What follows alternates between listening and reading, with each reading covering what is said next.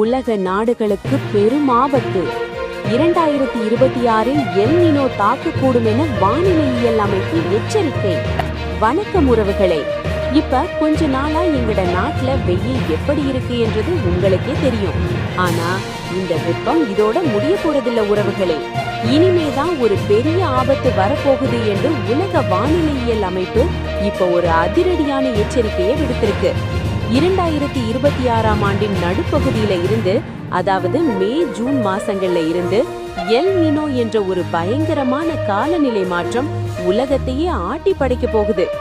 இது எங்களோட வாழ்க்கையில எப்படியான பாதிப்புகளை ஏற்படுத்தும் என்ற முழு விவரங்களையும் இப்ப நாங்க விரிவா பாப்போம் வாங்கோ.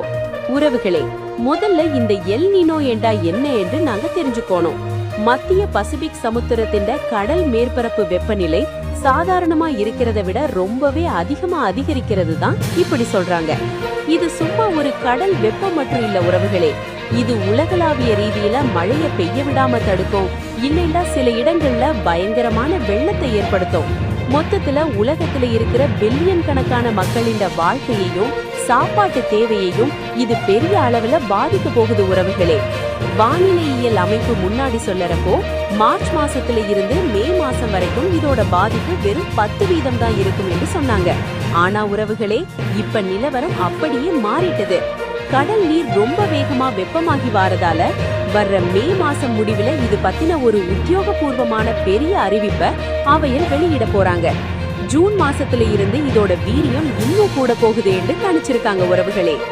இப்ப எங்கட நாட்டு நிலவரத்துக்கு வருவோம் உறவுகளே. இன்னைக்கு வளிமண்டலவியல் திணைக்களம் ஒரு முக்கியமான அறிக்கையை விடுத்திருக்கு. வடக்கு, வடமத்திய, வடமேல், மேல், சப்ரகமுவ, தெற்கு மற்றும் கிழக்கு மாகாணங்கள்ல வெப்பம் ரொம்பவே அதிகமா இருக்கும் என்று சொல்லி இருக்காங்க. அது மட்டுமில்ல, மொனராகலை மாவட்டத்திலையும் மனித உடலால் உணரப்படுற அந்த வெப்பச்சுட்டன் ஹீட் இண்டெக்ஸ் ரொம்பவே ஆபத்தான மட்டத்துல இருக்கும் என்று எச்சரிக்கை விடுத்திருக்காங்க உறவுகளே. இப்படியான வெப்பம் கூடுற நேரத்துல நாங்க ரொம்ப கவனமா இருக்கணும். முடிஞ்ச வரைக்கும் வெயில்ல அதிகமா அலையிறது தவிர்த்துக்கோங்க. உடம்புல தண்ணி சத்து குறையாம பாத்துக்கோங்க.